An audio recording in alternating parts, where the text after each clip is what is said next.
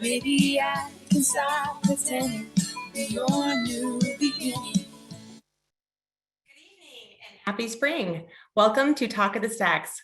I'm Christy Pearson with Friends of the Hennepin County Library.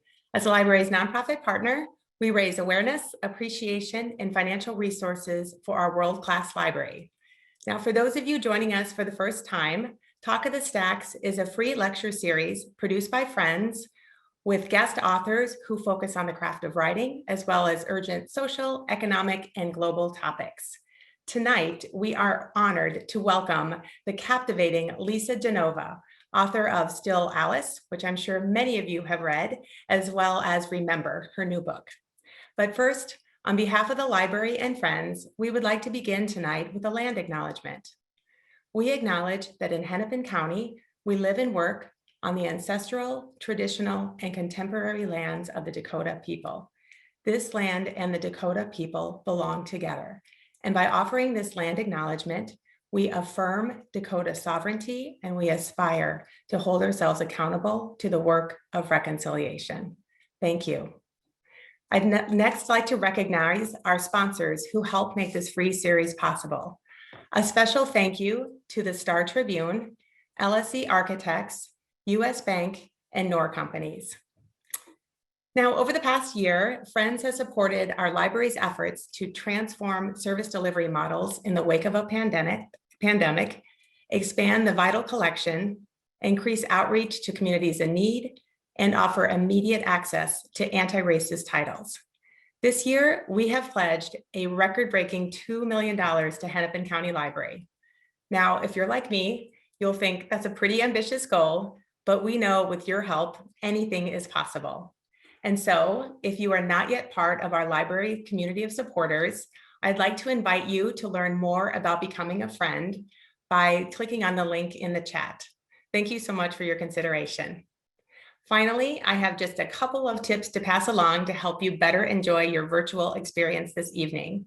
First, if you are interested in closed captioning, click on that icon and select Show Subtitles. Next, if you would like to ask the author a question, you can do so at any time by logging that question under the Q&A icon. Later on in the program, our wonderful events manager, Rob Gowdy, will join us on screen to help facilitate the audience Q&A. And now, here to introduce our very special guests is Sue Campbell, the Star Tribune's managing editor for features, as well as the editorial director for the Star Tribune magazine. Welcome, Sue, and I hope all of you enjoy your evening. Thank you, Christy. That was such a nice welcome. And hello to everyone who's joining us from home.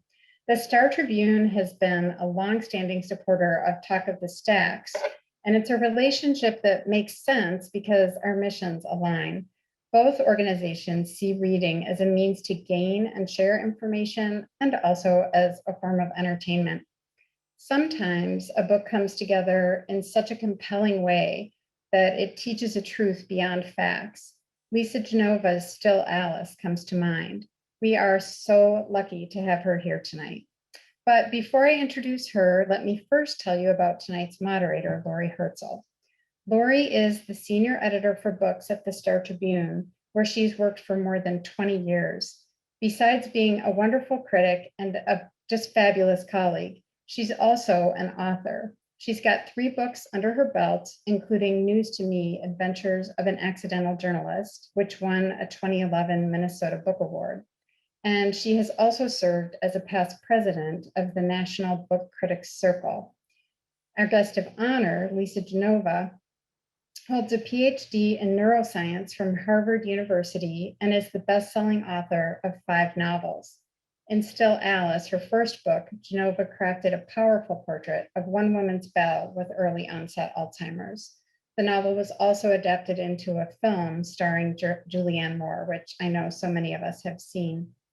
In her just released nonfiction book, Remember, The Science of Memory and the Art of Forgetting, Genova explores how we remember, why we forget, and what we can do to protect our memories. Best-selling author Daniel Gilbert recently raved, "No one writes more brilliantly about the connections between the brain, the mind, and the heart." It's my pleasure to welcome moderator Lori Herzl and guest of honor, Lisa Genova, to talk of the stacks.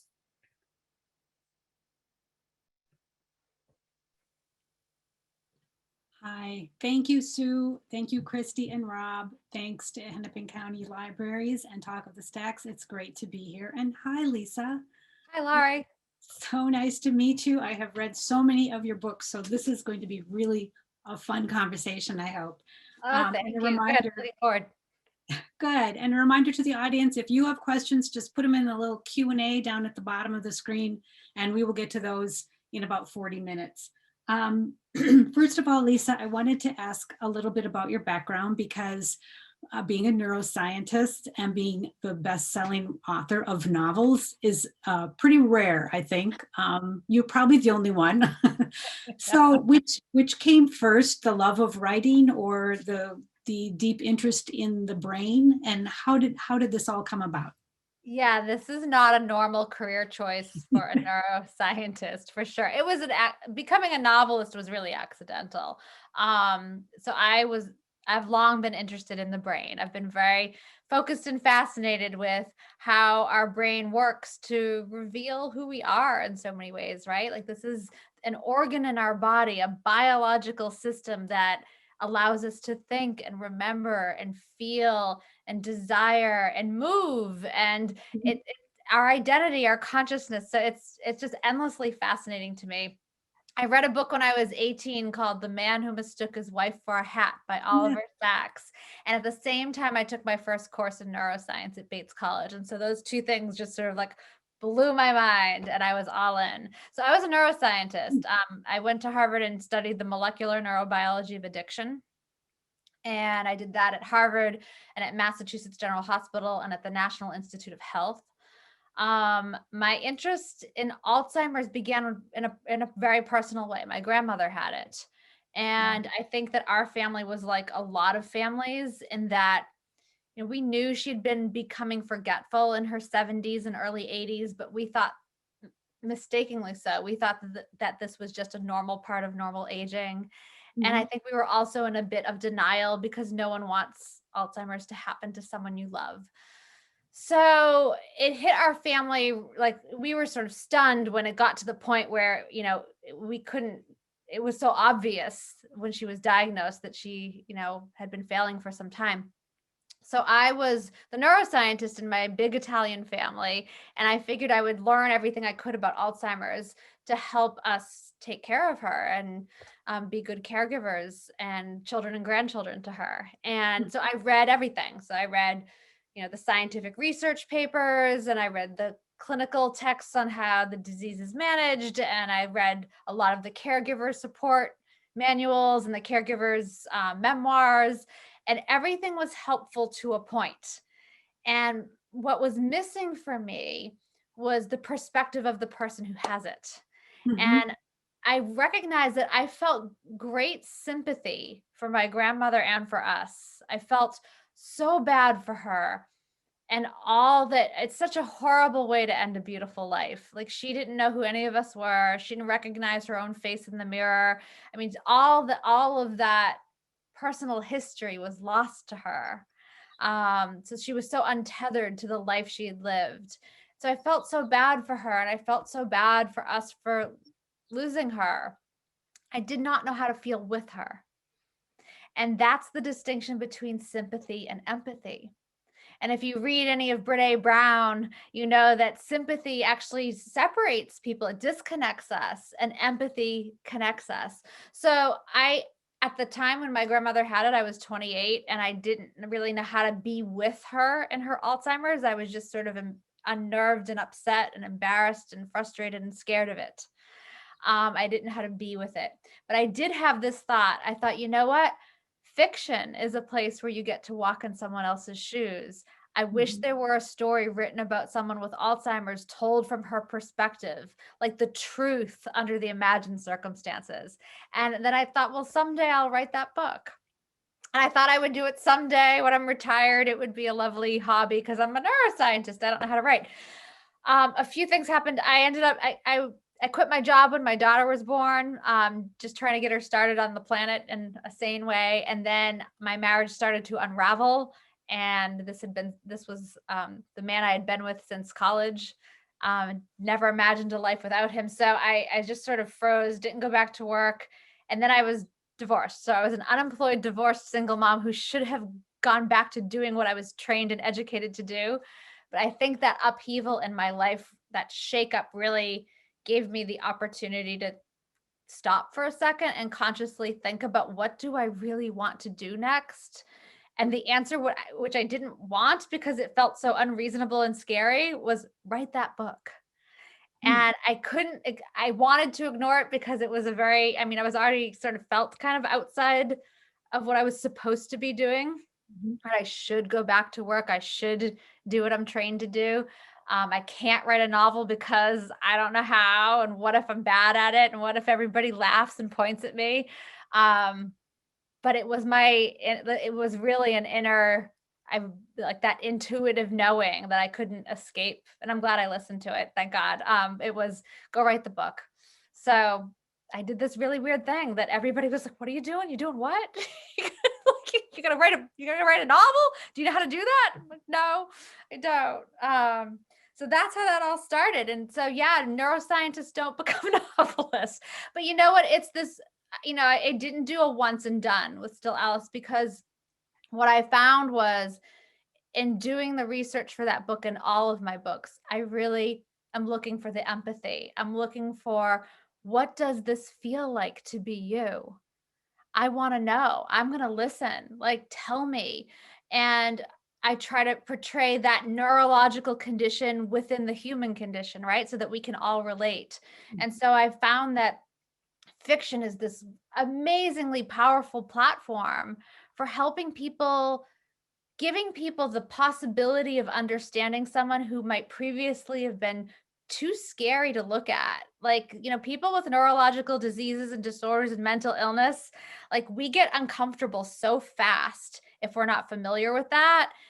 And the quickest way for me to relieve that discomfort, if you've got, Alzheimer's or autism or bipolar, or I'm going to do this. And then, oh my gosh, I feel so much better. But now I've just turned my back on millions of people. And so fiction is an accessible way for me to feel what you feel. And then I don't have to turn my back on you, because I'm like, all right, I've had some practice. I know, I understand you better. And it's not from here, it's from here. So I'm in. This is now, this is what I do now. I write. And I love it. I have a couple questions to follow up with before we get to the new book. But so, one, how did you learn how to write? And two, how did you come to understand what it felt like from the point of view of the person who was going through Alzheimer's? Because you haven't gone through that. Right. And your grandmother by then had already passed on. So Yep. Great question. How did you do it? Thank you. Please don't mind me. It's the beginning of allergy season here on Cape Cod. And I'm I'm going to do this every now and then because my eyes keep watering. So I apologize for that. So learning how to write was, I didn't know what I didn't know, which was helpful. If I had known how hard it is, or how hard it is to get published in particular, I might have talked myself out of it. But instead I would go to libraries and bookstores, and I look at all of the thousands of books and think, well, these people all did it. It's not impossible. So I'm a good student. So I read lots of books on craft. So Stephen King's on writing, Bird by Bird by Anne Lamott, Writing Down the Bones by Natalie Goldberg, so many. Julia Cameron's The Artist's Way, just for spiritual motivation. And writing those morning pages, stream of consciousness every day that she recommends. So I did do a lot of that. I also, I was a graduate student and then a neuroscientist. The research we do, you can't find your answer overnight. It can take years to accumulate enough data to do statistical analyses to find out if that hypothesis that you had a year ago bears out or not. So I was used to working alone for a really long time without having anything to show for a while, without anyone saying, that's a good job. It's just keep doing it. So writing a book really is, you write a page at a time, bird by bird. Mhm. The research. So my background, my PhD in neuroscience was this great credential to have in terms of opening doors. So I could interview the chief of neurology at Brigham and Women's Hospital in Boston, and I could shadow neurologists at Mass General, and I got all of sort of the medical people who touch people with Alzheimer's, and then I got to know the real experts. And I do this with every book. It's the people who live with it. So for Still Alice, I came to know 27 people living with early stage or early onset Alzheimer's who could still communicate what it feels like to have it. And I was in touch with them every single day for the year and a half that I was writing that book. So we were in constant communication every day, email, live chat, on the phone, in person. And so I'm in touch with, there's some I'm still in touch with today that are still here. Many are not. And then I've met other people along the way in my advocacy work. So I'm very comfortable around people with Alzheimer's at this point. But yeah, they really were the folks who were sharing with me. And it's, our day-to-day lives, like back when we were out in the world and we would see people and say, how you doing? And people tend to say, I'm good. How are you? Oh, I'm good. How are the kids? Good. Everybody's good. Good. Like we do this thing. But when I talk to people who have raised their hands and say, I'm going through something really hard and I only have so many days left, right? Like, and we all only have so many days left. But if you have something like ALS, for example, you might only have like a year and a half before you're not going to be able to breathe anymore. And you're now raising your hand saying, I'm going to give some of my hours to you, right? We're not going, hi, how are you doing? Good, good. I'm good. You good? We are diving in and sharing real, like here's my heart and soul is what people do with me. And it's such a privilege to know someone like that. I mean, honestly, these people that I've come to know through my research, it's like some of the most beautiful relationships I've had in my life because we're doing this. It's not so I get to know what it feels like because they share it with me and they don't hold back and it's real. And so it's interesting too, because what that then allows is really the truth under the imagined circumstances, because people don't live the tragedy of their diagnosis 24/7. So there is the horror and the fear and the losses, like that stuff's there. And yet there's also the, how do I love today? How do I forgive? What do I want my legacy to be? Like people suddenly care about the stuff that really, matters in this one human existence that we've got in these bodies. So it's pretty cool what people share with me. And then I get to share it with you through a story.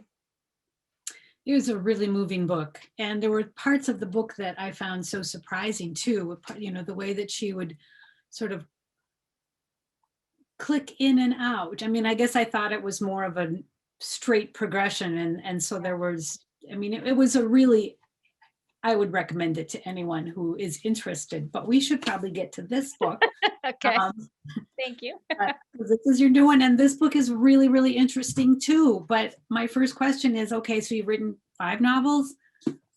Why did you suddenly decide, it's time to write nonfiction? Nonfiction, right? There are several people on social media. So I'm on Facebook and Instagram, and people are like, wait, what? It's not fiction? Like I pre-ordered it thinking it was the next novel, and they're a little bit upset with me at first, like I've tricked them or something.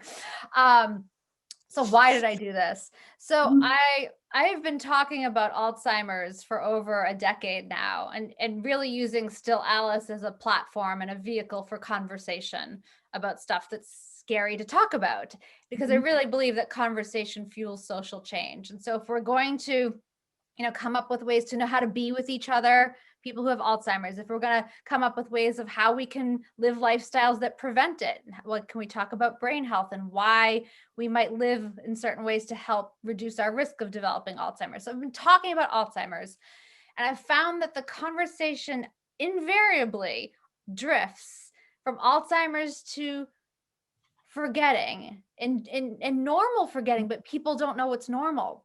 Right. So if you're over the age of 40, definitely if you're over the age of 50, like a lot of people will accost me in the book signing lines or in the ladies' room, and it's as if they're confessing like a really deep secret. Like, I keep forgetting names, and I walk into the room and I don't know why I'm in there. And if I don't write it down, I'm going to forget to do it. And, my father had Alzheimer's, and can you diagnose me with, like, they're almost like, am I going to be diagnosed with Alzheimer's now? Is this happening now? And so what I was doing one at a time is like, no, yes, be concerned about Alzheimer's in the real way, but all of these examples you're giving me, it's the price of owning a human brain. Like, we have this misconception that memory is this perfect thing, but it wasn't even when we were 20. But I don't think we noticed or cared when we were 20 because, you're immortal when you're 20. But when you're 50 and you can't think of the guy in that movie, oh, what's his name? And you're like, is this it? Does this mean I'm going to have dementia and Alzheimer's? So people start getting really scared and anxious and panicked and even and shamed. And so I could reassure them and explain why it's normal and that they're totally healthy and their brain is healthy. Everything's okay.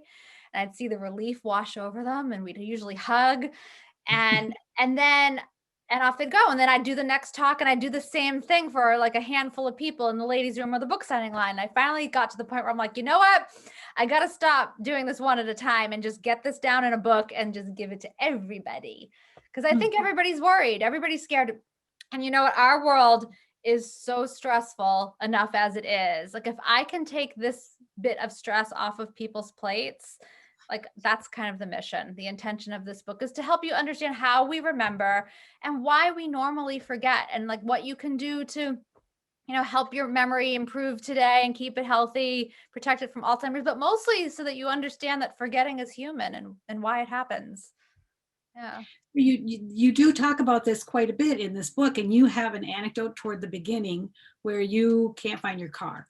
And I'd like you to just talk about that a little bit, because you use this as an example of we all forget things. Yes. But honestly, I mean, I've lost my car too, but it's a terrifying thing. And it does feel like this is a sign, or this is this means something more than how can I forget something as big as a car? So could you talk about that anecdote and why you included it, and so early in the book as well? Yes. Okay. So the number one first necessary ingredient in creating a memory that's going to last longer than the present moment is attention. You cannot remember something if you don't pay attention to it. So I think a lot of us, you think of memory as a video camera, and it's recording a constant stream of every sight and sound you're exposed to. And then all you need to do is hit play to remember it. That is not memory. Your eyes and your ears are open for business like 16 hours a day. You're not recording all of that data. You're only going to keep what you pay attention to. And so this, like, think about this. So, when your keys go missing, or your phone, or your glasses, or you can't remember where you parked your car, and we do these things every day, I would argue that this likely doesn't involve your memory at all. This is a symptom of distraction. You are not present. You did not pay attention to, I'm putting my glasses here on the coffee table. Like, you are too spread thin. You're like you're texting, and you're in conversation, you're thinking about the 12 things you need to do, or you're worried about something. You're not paying attention to what you're doing while you're doing it. You can't create a memory of what you don't pay attention to. So that day in the parking garage, I was late. I was worried I was going to be late for a talk back when I used to give talks in person. And I pulled in the space and I ran off to give the talk. I was gone for 1.5 hours, not a ton of time, come back to the garage. And I was this close to reporting the car stolen, because I'm going up and down the ramps and I could not find it. I'm sweating. I was just like, it's gone. It's not here. But I never paid attention to it. And so this happens to us when we drive too. So how many of you're driving a familiar route, right? So our brains, what do we pay attention to? We pay attention to what's meaningful, what's new, surprising, what's emotional, or something shocking, what emotional, really good, really bad. We pay attention to that, and that gets locked into memory. But if it's same old, business as usual, been there, done that, seen that, Mhm. We don't pay attention to it. Even though we experience it through our senses, our brain sees it and hears it, but we're not paying attention to it, so it doesn't become a lasting memory. So I can drive, like, I regularly drive over a really big bridge. I live on Cape Cod in Massachusetts, and I drive over this 4-lane colossal structure. And I can't tell you the number of times I'll be maybe 10 miles in 10 minutes after going over the bridge, and I'll have a thought of, where am I? Did I already go over the bridge? Oh my And I God. can't recall going over the bridge because I didn't pay attention to it while I was driving over it. And so that information, the experience of driving over it, slips out of my brain within seconds, and it will be gone, no trace, because I'd never created a memory of that. And we've all done that, right? You're driving somewhere and a few minutes go by and you're like, I have no memory of the last 10 minutes Mhm. because you're listening to an audiobook or you're lost in thought. You're not paying attention to the details around you because they're details you've already seen before. You also talk in the book about how the things that happen to us between the ages of 15 and 30 are locked into our memories probably more securely than things that happened before that or after that. And I'd like you to talk about that a little bit. Like, why is that? Those 15 years, the kind of Yeah, they call it the most. reminiscence bump. So Yeah. we don't exactly know, but the hypothesis is there's a lot of firsts that happen in that age range. And again, we remember what's new. We remember Mhm. what's emotional, right? So your first kiss, the first time you fall in love, your first job, the going to college, graduating, your first house. Like these are all first new, meaningful, emotional things. They also help Mhm. form your identity and the story of who you are. And so we tend to revisit those memories a lot, right? Because when someone asks about you, it's like, oh, I did this and I did this. And a lot of times we're talking about our first, right? Well, that was my Mhm. first job or my first love, or so the story of your life tends to get repeated, and the memories that you repeat are stronger as well. So yeah, we form a lot of who we are in those years is the idea. And everything after 30 is just same old, same old, and nothing to remember. Okay, Lisa,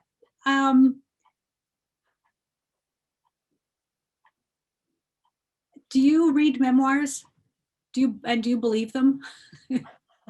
Oh, I love this question. Okay, so I do read memoirs. Actually, so I'm going to give a little plug. My dear friend Ken Dykewald's memoir is out today. It's called Radical Curiosity, and it's phenomenal. Okay. So let's plug that. I do read memoirs, and what I think I know what you're getting at. So we have different kinds of memory. And Mhm. it's treated somewhat differently in our brain in different ways. So there's the memory for the stuff you know. So this is the facts and information, um, Mhm. like the stuff you learned in school. There's the memory for stuff that happened. This is your episodic memory. This is the story of your life. Remember when? There's your muscle memory, which doesn't actually live in your muscles, it lives in your brain. So all of the choreography for all the stuff you know how to do. So ride the bike, brush your teeth, drive the car, play golf. That's a kind of memory. There's also a memory for what you plan to do later. Oh, I Mhm. need to remember to pick up the dry cleaning. It's called prospective memory. Turns out that the memory for the stuff that happened can change over time and does change over time. And this Yeah. doesn't happen with the other kinds so much. So like the memory for stuff like I know that George Washington was the first president of the United States. That's something I learned. That's a memory I have. No matter how many times I repeat that piece of information, it doesn't risk warping into something else. So it won't suddenly become Abe Lincoln was the first president of the United States. Right. Not going to happen. But for something that I remember that happened, that will change over time with every time I retell it. Here's why. For the stuff that happened, every time I recall it, I have an opportunity to add something to it, subtract something. Maybe my mood is different now. Maybe I've learned some wisdom in life and I can interpret it differently. And so I might shape the story of what happens slightly differently. Maybe I heard something on the news that's related to the thing that happened. I can slide that in as well. This is not necessarily consciously done, by the way. And then Mhm. what happens is I when I go to reconsolidate, restore that memory, The new version is what gets stored and it overwrites the old. It's like hitting save in Microsoft Word. The old version is gone. And so let me give an example. So for someone's memoir, they're writing the story of what happened. And so they can only remember it based on their memory. And it's like, it's their perspective to begin with. So if I'm remembering Christmas morning from back when I was 12, and I remember I got skis that year and Aunt Susie came, and my brother, who is, say he's 2 years younger than I am, and he doesn't remember skis because he's not a skier, and they're for his sister. He never paid attention to what his sister got. He's like, I got a baseball bat and baseball glove, and he's not close with Aunt Susie, so he doesn't remember her being there at all.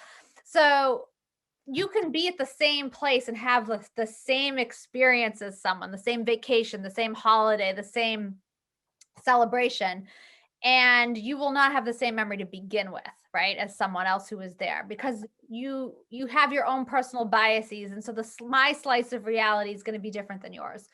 Then over time, as I keep telling the story, it's going to go further and further away. So to bring us all on the same page here, like we all have some common memories, right? These flashbulb memories, these memories for public events that were shocking and emotional and felt personal in some way, even though they were public. So do you remember where you were, who you were with, what was going on, time of day, when JFK was killed, when the Space Shuttle Challenger blew up, when the Twin Towers collapsed in New York on 9/11? A lot of us have this sort of vividly held, confidently held memory of where we were, what was going on. And so we think that those memories are accurate, but they're for a memory for something that happened. And so they're probably not. And so my favorite study on this is these psychologists at Emory College interviewed Psych 101 students the day after the Space Shuttle Challenger blew up. These are 19 and 20-year-olds, not people with old brains. And ask them, who were you with? What were you doing? What were you feeling? Where were you? All that right after it blew up, 24 hours later. They then interviewed them with the same questionnaire 2.5 years later. 75% didn't even remember filling out this questionnaire, right? So there's that. Then when we look at what their answers were, none of them had answers that exactly matched their original answers. None of them. Yeah. And then this is the part I love the best. When you show them their original answers in their own handwriting, they'll look at it and say, well, that's weird. That's not how I remember it. And they'll insist on the memory they're holding now in their brains, as opposed to the one that was probably the most accurate, which was right after the event. And this is because we talked about it. And every time we talked about it, we might collectively collaborate and like add pieces of information. Oh yeah, I was here and you were there. And then we watched it on the news, and every year there's a news story on it. So we watch it again. And every time we revisit that memory, we have a chance to change it a little bit. So yeah, memoirs won't be the whole truth. This gets particularly alarming if we think about eyewitness testimony, because eyewitness testimony is a memory for stuff that happened. And it's not going to be, it should never be the entire story when trying to judge someone's innocence or guilt, because it can be flawed. It can be inaccurate. Our brains are so amazing. It's just so amazing. It was fascinating to read. You had chapter by chapter, like this kind of memory, short-term memory and long-term memory, and flashbulb memory and all these different things. I just never really thought of my brain as, I respect my brain so much more now after reading the book. I love that. Also, one thing that you talked about in the book that I thought was so interesting was we have this expression when we're trying to remember something and we know it, and we're searching our brain. And we'll talk about that, because we actually literally are searching our brain, right? Yes, absolutely. And if we put you in a functional MRI machine and do a brain scan, we can see, or a PET scan, we can see the parts of your brain lighting up as you're looking for a memory. And then when it lands on the memory, that's when you'll say, I got it. That is so interesting. Cool. So yeah, we have this experience of tip of the tongue. Is that what you were asking about? Yeah. So this is so common for us, right? Like, oh, what's his name? Or I'm always asking my friends, like, what are you watching now? Like, what's good to watch? I need a show. And they'll tell me a show and they give me all kinds of details about it. And I'm so excited to watch it. And then at night I'll get on my couch and I have the remote in my hand. I'm like, what was the name of that show? Oh, but oftentimes we're close to it, right? We're like, oh, I know it. His name is on the tip of my tongue. I can tell you all kinds of things about him. I think the first letter is J. And we get stuck there and it's maddening. And a lot of people worry, that this is a sign of impending Alzheimer's. And they also think if they Google it, it's cheating. Both of those things are myths. So here's why. So our brains aren't designed to remember proper nouns. Proper nouns, so like names, book titles, movie titles, cities, these live in the equivalent of a neurological cul-de-sac. So it's like there's really only eventually one way. You got to find that one street and get to that one house at the end of that street that there's no other way in. Super hard to get to. As opposed to like, regular nouns like, spoon, glasses, computer, like those live in like main street neighborhoods with lots of intersections, millions of ways in and out to find that neurological connection, that house there. So proper nouns are super hard to get to. And so they're hard to get. You do not make your memory stronger by insisting on coming up with the word by yourself, and you do not weaken your memory by Googling it. This is a very specific case of like a normal glitch in memory retrieval, and it's just a byproduct of how our brains are organized. So this isn't going to help you, remember where you put your phone, or it's not going to like help you with your vocabulary words. This is just stuck on the tip of your tongue. But the other reason you get stuck on it for longer, a lot of you have had this experience. You come up with a different word, something loosely related or similar in sound or meaning. Yes. And psychologists call this, they're rather unfortunately called the ugly sisters of the target, the word that you want. And the bad thing about zeroing in on an ugly sister is that it actually makes the whole situation worse. Because think about it, your brain is now in the wrong neural neighborhood. So like there was this example I used. I once asked my boyfriend, what's the name of that famous surfer? Lance? I was like, no, it's not Lance. He knew who I was talking about, but he couldn't come up with it either. And so now we were both stumped and it was on the tip of our tongue, but we couldn't get to it. It turns out me blurting out Lance sent his brain to the cyclist, Lance Armstrong. And so his brain, he's searching through everything that has to do with Lance Armstrong. And so he can't come up with the name of the surfer because he's just not even in the right neighborhood. And so this is also why a lot of us have experienced this. You eventually give up. You don't Google it. You're just like, I don't know. You move on with your day. Hours later, seemingly out of nowhere, you're like, it's Laird Hamilton. Like, why does that happen? Why did you work at it so hard and come up blank? And then later on, you're like, there it is. I didn't even try. It's because, but when you call off the hunt, you can stop perseverating on that ugly sister. You can get out, you're no longer stuck in that wrong neighborhood, and you can give the correct set of neurons a chance to be activated. That's why that happens. That is so interesting. And that does happen. It does, right? Yeah. And so now you don't have to worry. Like if you have a word stuck on the tip of your tongue, you can A, not panic, you're not getting Alzheimer's, and B, you can say, oh, Lisa Genova told me I have permission to Google it, and you can just be done with it.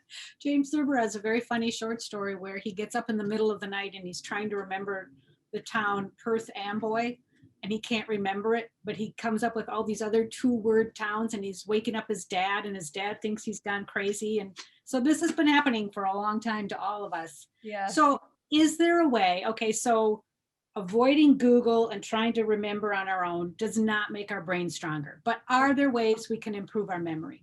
Yes, definitely. Hold on a second. Yes, 100%. So, and it's not brain games and crosswords. I don't know who started this myth. Well, I know the brain games people want you to believe that that's the key. It's really not. You'll get better at, like the data show, you'll get better at doing those brain games, and you'll get good at crosswords, and your vocabulary will be nice, but it doesn't translate. It's not like cross training. You don't then get a better memory in, your day-to-day life. So what can you do? A lot of it's not very sexy, but it's stuff that works. So like just sort of big holistic picture, sleep is super important for your memory. Mhm. So sleep is not, this unconscious state of doing nothing. It's a very biologically busy time. And so sleep is really important for your memory for 3 ways. So one is the stuff that you paid attention to, the stuff that's meaningful, emotional, surprising, new, that you paid attention to, that's being consolidated into a lasting memory while you sleep. So your hippocampus is doing that job. It's a part of your brain that consolidates memory. That's happening while you sleep. So if you don't get enough sleep, the hippocampus might not have enough time to do its job. You'll wake up the next day either not having made the memories from the day before or not having fully made them. So you'll go to try to retrieve them later and you have a tough time, or they won't be fully retrievable. Another reason why sleep is super important for memory is if you've had a horrible night's sleep, do you have a hard time paying attention the next day? Yeah. What do you need to form a new memory? Attention. So you're gonna you won't have formed the memories of the stuff you learned and experienced yesterday. You're not going to be able to form memories of the stuff you learned and experienced today because you can't pay attention. And then the third reason why sleep is super important for memory has to do with Alzheimer's. So while you sleep, the glial cells, these are the janitors of your brain. This is the sewage and sanitation department. They do their job while you sleep, and they clear away the metabolic debris that accumulated during the business of being awake. And one of the things it clears away is a protein called amyloid beta. Now, amyloid beta, if it's not cleared away, it'll stick to itself and pile up and form plaques. And if you get enough amyloid plaques formed, that is the beginning of Alzheimer's disease. So if you want to prevent Alzheimer's disease, one of the things you can do is get enough sleep, because if you don't, the glial cells won't have enough time to clear away all the stuff. And then you'll wake up in the morning with some amyloid piled up. Yeah, and you're getting that much closer to Alzheimer's. So the good news with sleep, and so people tend to freak out when I recommend sleep because a lot of people aren't good sleepers or haven't slept well in their lives. And here's the deal. Like, I haven't either. I've had 3 kids. I breastfed them all, plenty of decades, not getting enough sleep. But here I am today. Like, this is what I tell folks, like, what can you do today and tonight to support your brain health and to support your memory? And so I don't have Alzheimer's, thankfully, today. I can clear away amyloid beta tonight. So how can I get a good night's sleep tonight? And every time I can do that, I can think to myself, yay. It's kind of like when you count your steps for your heart health, right? It's like every good night's sleep means that you've done a good thing for your to support your memory and to prevent Alzheimer's. And so I recommend to folks, I have a great chapter on this in the book, but if you're having trouble sleeping and you don't give up. There's so many ways to help you. Matthew Walker wrote a great book called Why We Sleep. He's also got an awesome TED Talk on this if you don't have time for his book. But simple things like our body temperature needs to go down by 2 degrees in order to fall asleep. Maybe your room's too warm. Are you, consciously, are you worried throughout the night and your thoughts aren't shutting off? Write down everything you need to do tomorrow before you go to bed. Caffeine is a big deal. So caffeine is actually great for memory. So one of caffeine's properties is that it wakes your brain up. It heightens your alertness and your attention. So if you've got heightened attention, you're going to be better able to remember what's going on and what you're learning.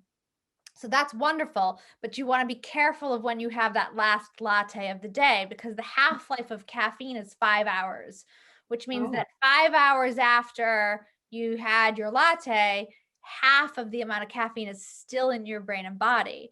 So if you had a latte at 7 and it has 64 milligrams of caffeine in it, at midnight, you still have 32 milligrams of caffeine coursing through you. So caffeine is a powerful sleep inhibitor. So you just don't want to offset the benefits of memory boosting powers of caffeine in your day by losing sleep tonight. Right. There's things you can do. What else can you do to improve memory? Stress will inhibit your ability to remember. It will inhibit your ability to retrieve memories that you've already made in particular. We know this, like if you've ever been in overwhelm, or if you've studied for a test, you know the material, you show up and you're so stressed that you just draw a blank and you choke. Chronic stress is super bad for memory. It breaks the shutoff valve of the feedback loop. So normally you experience something threatening or stressful and your body rises to meet the challenge. You're going to fight or flee. It's adrenaline and cortisol. It mobilizes you for action, but it also shuts off the stress response so that you calm down. And that's how it's supposed to work. Like, you know, an enemy is about to attack you or a predator is about to attack you. You fight, you run, you hide, whatever, you do all of that, and then it's over and everything goes back to normal. Well, now we don't have predators, but we have incessantly worried thoughts are our modern day predators. We have the uncertainty, lack of control, and social isolation that has been this past year. That's been unrelenting. So it's psychological stress. And when that happens, it's disastrous for memory. So a lot of us have felt really foggy and like, I don't like, right? Our memories feel a little, part of that's because we're not experiencing a lot of new things anymore. Like the menu of possibility is gone. Like, you know, there's no concerts and plays and movies and places to go. So we don't remember what's routine, and our like Tuesday is Saturday right now, right? So that's happening. But then the chronic stress is also like making things difficult. And you actually will have a smaller hippocampus if you're exposed to unrelenting stress that's not managed. So it will inhibit the birth of new neurons, right? So your hippocampus, this part of your brain you need to make memories, will be smaller. And so again, the good news here, I can't get rid of the pandemic for you, but we can do very powerful things to combat that stress response and to resolve the cortisol levels that are now just flooded and too high. So exercise, even a brisk walk every day, can save your hippocampus, save your memories. Yoga, meditation, breathing. Just so if all of that feels like, I can't do yoga and I can't meditate, like if you have this like resistance here, if you close your eyes and breathe into the count of 4, breathe out to the count of 4, and do it through your nose. Ready?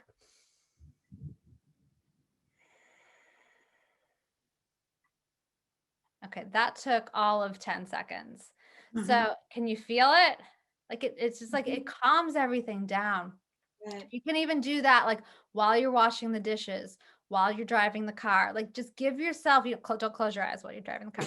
Like just give yourself and you do it through your nose, because if you're running for your life, you're not breathing through your nose. You're going, right? If you're safe, you breathe through your nose. And slowly and calmly. And so the breathing is telling your body, no, you're safe. And so it will help to reset. Yeah, those hormones tells you that you're safe, and you can save your hippocampus when you do this. And so people who have a significantly increased risk of Alzheimer's because they've inherited 2 copies of a gene called ApoE4, one from mom and one for dad. Doesn't guarantee you're going to get Alzheimer's, but it does significantly increase your risk.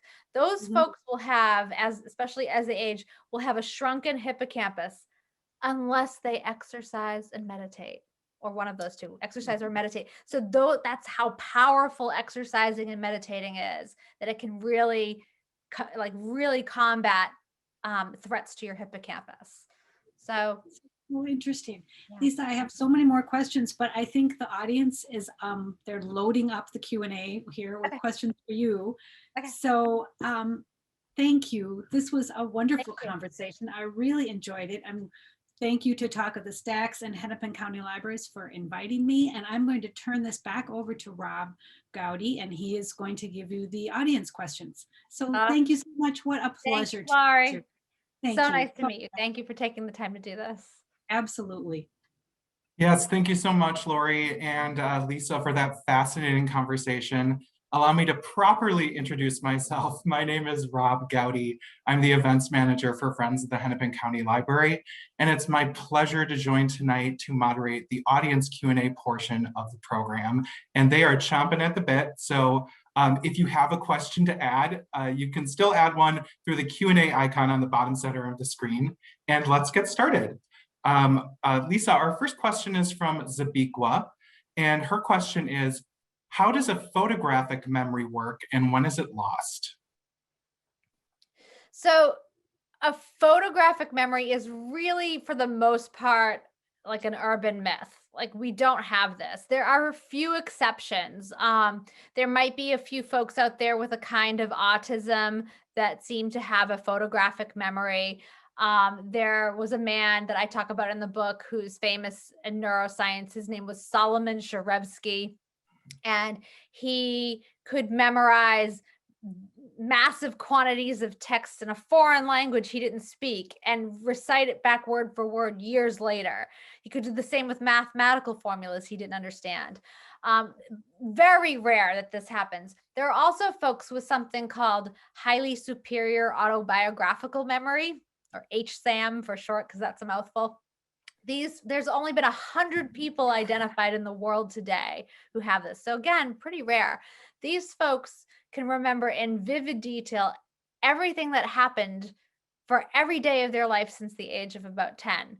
Now, if you think about you and me, like, I can't remember what I had for dinner last Tuesday. I cannot remember the details of, like, when did I do the last load of laundry? Who did I text yesterday? Like, all of, you know what I mean? Like, but they can, so Mary Lou Henner, the actress, I've got her in the book. I've interviewed her and got to know her pretty well. So she is someone with HSAM, and I can throw any date at her, and it's like such a fun game. I'd be like, okay, Mary Lou, April 7th, 1982. And she'd say, okay, well, that was a Monday and it was raining, and I was, she'd tell me all about that episode of Taxi that she filmed, or what happened in the news. Like, oh, I gave her another date. She's like, oh, that was the day of the LA riots. And I just picked it randomly. And then I look it up, and sure enough. So aside from those few people, the rest of us don't have photographic memories. It's just a myth. It's not how our brains work. It doesn't take photographs. Like, think about something ready? So let's think about the White House, okay? Mhm. Washington, D.C. You got the picture of the White House in your mind? You've seen it. I do, and I hope the crowd does. Okay, so you got it. So how many columns are there? How many windows? Like, we don't know, right? So, like, that's not how memory works. Like, we remember, again, like I do this in the book. Think of a penny. Okay, we've all seen a penny hundreds or thousands of times, right? Like, unless you're 20, then kids don't see coins anymore. We don't use money anymore. But so you've got the penny. All right. So who's on the penny? You probably know, right? Lincoln. Lincoln. Which way is he facing? This is what I got wrong when I read the book. I still can't remember if it's left or right. So you're not sure. And it's like, well, where's the date? And where's In God We Trust? And could you draw it with total accuracy from memory? And it's like, so what's going on here? We don't have photographic memories. It's just not how it works. So some people have better memories than others. Some of us, if I care about pennies, if pennies are interesting to me, if I'm a coin collector, then I probably will remember a lot of those details because I paid attention to them. But generally speaking, we don't have photographic memories, even for days like where I was on September 11th. Oh dear, are you frozen? You're frozen, but I can still hear you, so keep on talking. Oh goodness. All right, I'm gonna leave and come back. Well, thanks for coming back in an alternate method. We really appreciate it. So sorry. And that's okay. Hey everyone, this is live Zoom performance, so thank you for hanging in with us, and we'll get to more of these questions. Our next question is from Carla Elaine. Her question is, if we remember first then, will talking on new adventures and challenges such as starting a new business or starting a new hobby in our 40s, 50s, 60s, 70s, and 80s help to keep things as fresh as that period between 15 and 30? Yeah. Yes, it's a great question. And it's exactly the kind of thinking. Yeah, I mean, there used to be this sort of mentality, I think, with life, right? So, and it's kind of new. The life expectancy in the US in 1900 was 47. So we've gained like decades in longevity, right? But this model of, okay, you get your education, you get married, you buy a house, you have a baby, you work for a number of years and then you retire and then you're done. And then you like, I don't know, you sit on the couch or go on the cruise. So it's sort of like, if you retire at 60 or 65, you might have 30 more years. Like that's another third of life. And so this idea of like being done it's not a great way. It's not helpful to your brain. So if you continue to learn new things, if you continue to travel or learn to play an instrument or sing in the choir or join a book club, like if you continue to do new things, have new firsts, right? Yes, you will. This is called, you're building something called cognitive reserve. You're building an Alzheimer's resistant brain. Every time you learn something new, you're building new neural connections. And so you really do, you'll have essentially in some ways a bigger brain. If you were to have some Alzheimer's in your brain, but you still have all these backup connections that allows you to detour around them, you can actually have some of that pathology in your brain and not notice it because you're learning so many new things and keeping your brain so active, it becomes very facile and can detour around any problems that are in there. So yes, please, that's such a great strategy as we get older to keep your brain young. And our next question is on a completely different topic. It's from Mary, and Mary asks, will you discuss how the brain deals with music? And I'm going to add the question, how do we remember music and how does music work in memory? Oh, this is a great question. All right, let me see if I can just prop my phone up here. Okay, so perfect. I love this question. So music is very richly and deeply encoded in our memory, and for a number of reasons. So music tends to be often it's overplayed on the radio, right? So it's like the hit song. It's like every station you turn to, there it is again, right? There it is again. They can't stop playing the same songs, and so because they're overplayed, we overlearn them. And that when you overlearn something, it means that you've memorized it and then you keep hearing it past memorization. So like if you had to learn, like I still remember the soliloquy from Macbeth.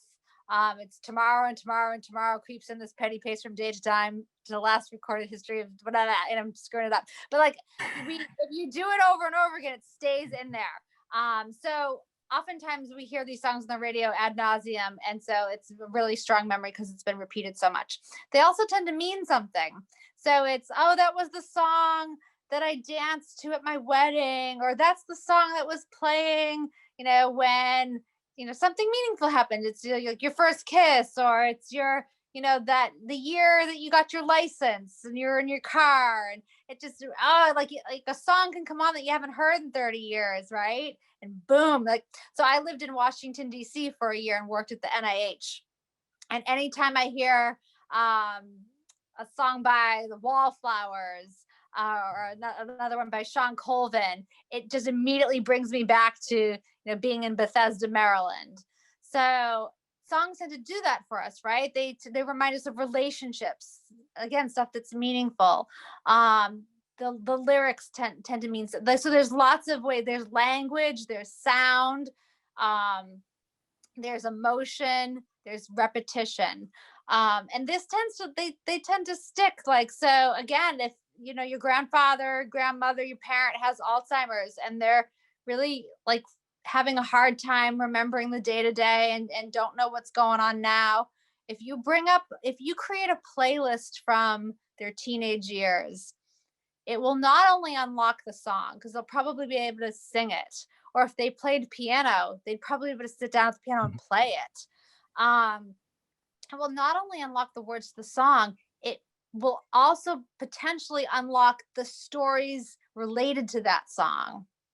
So now your mother can chat with you about her wedding day. If it was the song that she, danced with her husband for the first time on her wedding day, she might be able to tell you all about, the cake that your grandmother made for her and her honeymoon and the dress she wore. And so it's all of the memories associated with that song can be unlocked for us by remembering the song. So music is really powerful. And it goes back to the beginning too. Oftentimes people with Alzheimer's, some of their very last memories are, the songs, like the church songs or the lullabies, the things our mothers sang to us when we were young children.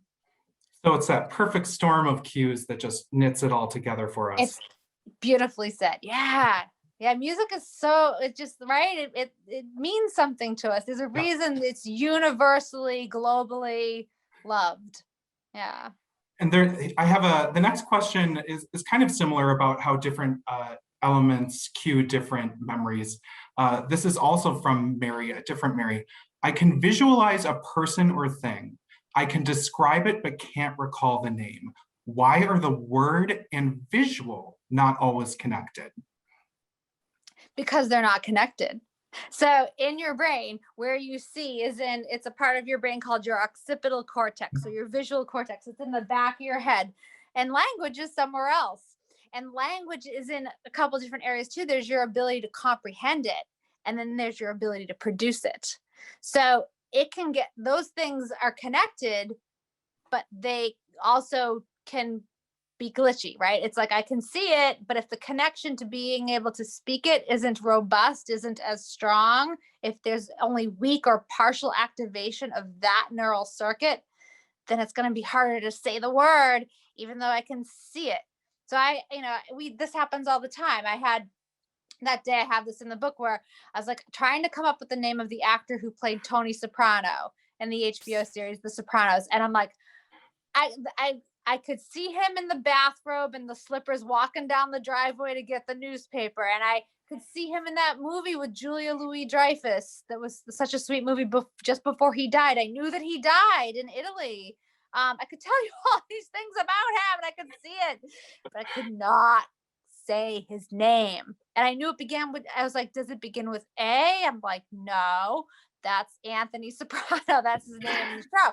It begins with J. So I was like, John, Jimmy, and I went to Jimmy, not James. Like I could not come up with it. It's James Gandolfini, but I could not say it. It was hysterical. I'm like, I can see everything about him but his name. And it's because the neurons that held his name, again, are in that little neurological cul-de-sac. Super hard to get in there.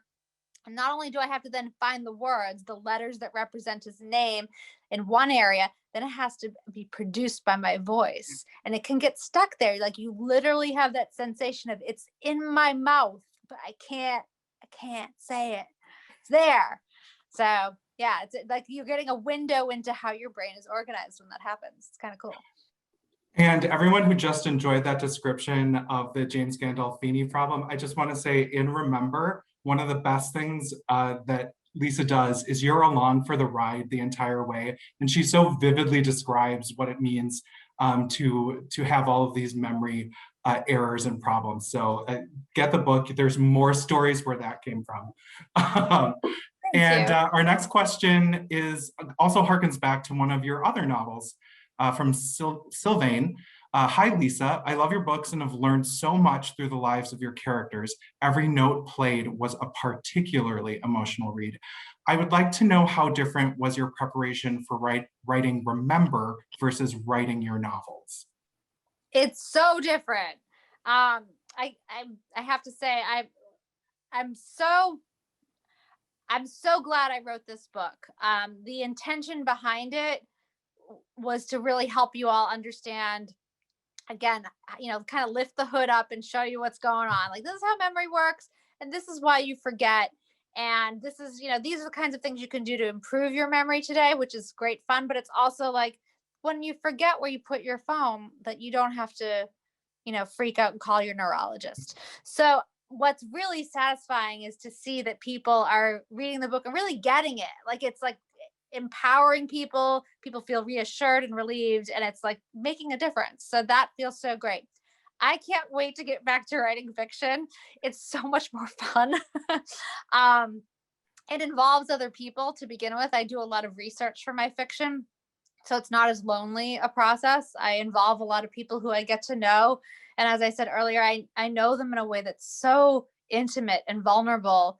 I meet people who become dear friends in my life. And that's amazing. So, and that's happening again. And my next book's about a woman with bipolar disorder. And so I've been meeting a lot of really amazing human beings. And so that's just very enriching in my life to be able to do that. And then writing story is so creative, right? I've got all this space to run and create anything I want. Whereas in nonfiction, it's like, you got to stick to the facts here. You got to, I could tell my stories. That was the creative outlet in this book, was like, okay, I'm going to share with you me.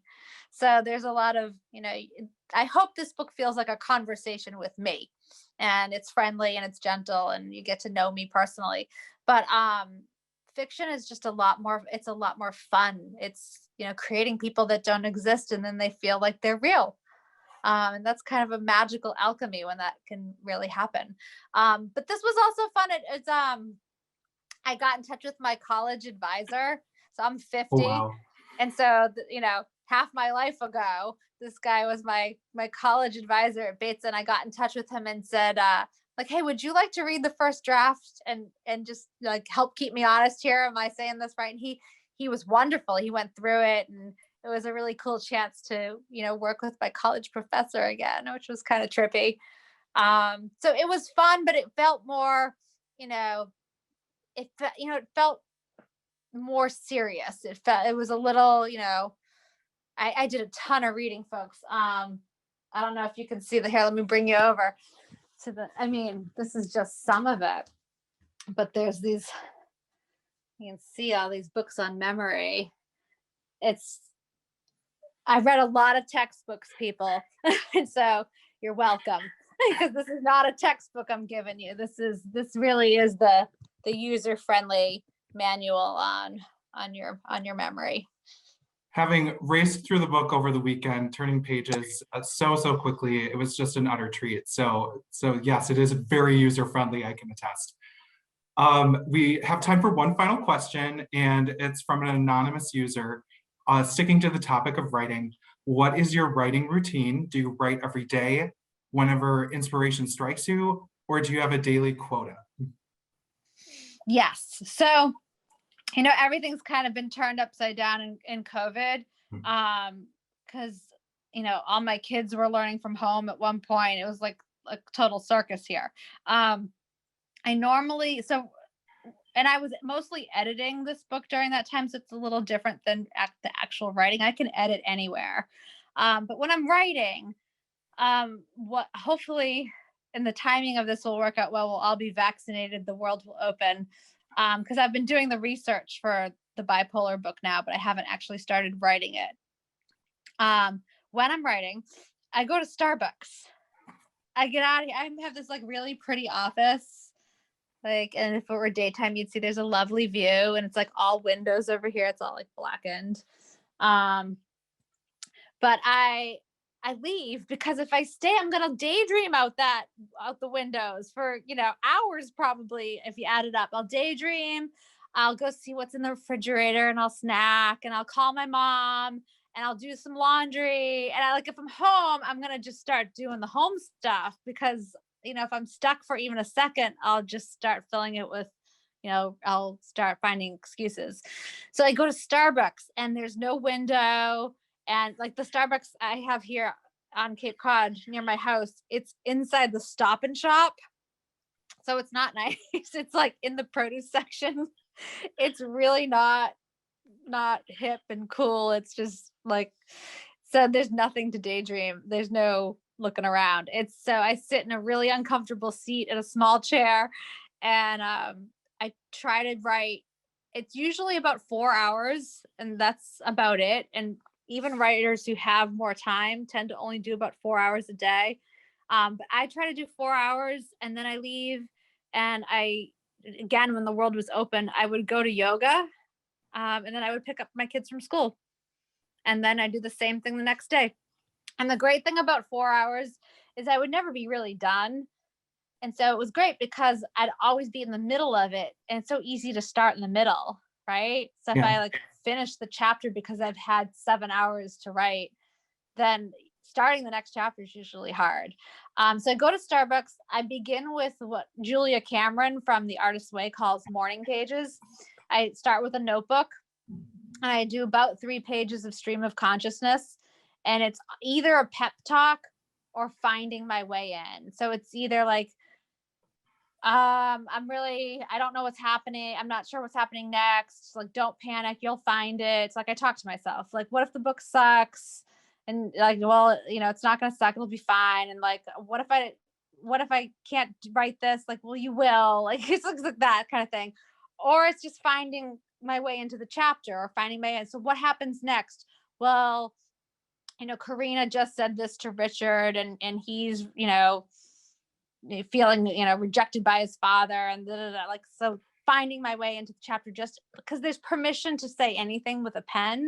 And for some reason, we all feel a little more, accountable or professional or something on the computer, and it's a little more judgy.